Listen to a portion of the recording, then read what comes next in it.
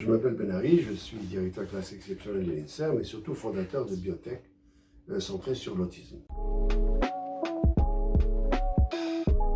Je travaille beaucoup sur la maternité et l'émergence du syndrome autistique, des troubles du spectre autistique, pour à la fois comprendre comment ils sont générés et comment les traiter.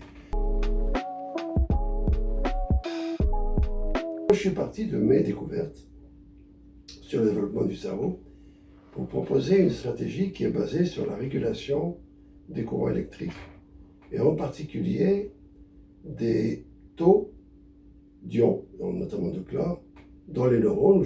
Laquelle stratégie, nous sommes en phase 3, finale, mondiale, avec l'entreprise Servier, pour des résultats en août-septembre, qui s'ils sont réussis, nous aurons le premier traitement mondial du syndrome autistique. On a fait plusieurs phases 2 qui ont réussi. Évidemment, il faut que la phase 3 réussisse pour que l'on puisse dire que nous avons gagné notre pari.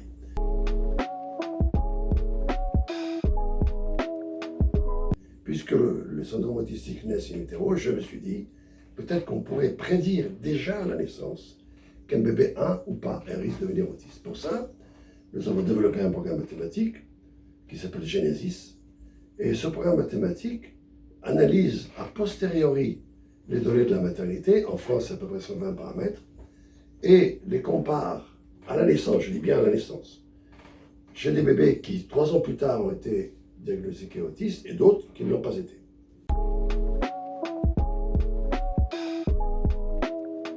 « 100% des bébés qui ne vont pas être autistes sont identifiés par le programme mathématique. Et à peu près la moitié de ceux qui vont être diagnostiqués autistes, je les identifie.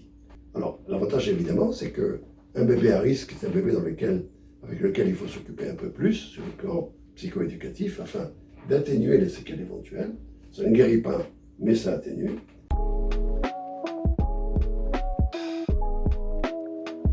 Et cette deuxième boîte qui s'appelle Bien-être biomédical va maintenant généraliser son programme dans 4 ou 5 ou 6 maternités françaises, de façon à avoir non pas 65, mais 300 ou 400 enfants autistes sur 3000 ou 4000 enfants pas autistes, entre guillemets, afin de voir si je peux affiner, passer de 50 à 70% d'identification et un peu mieux comprendre les critères qui permettent de faire cette prédiction.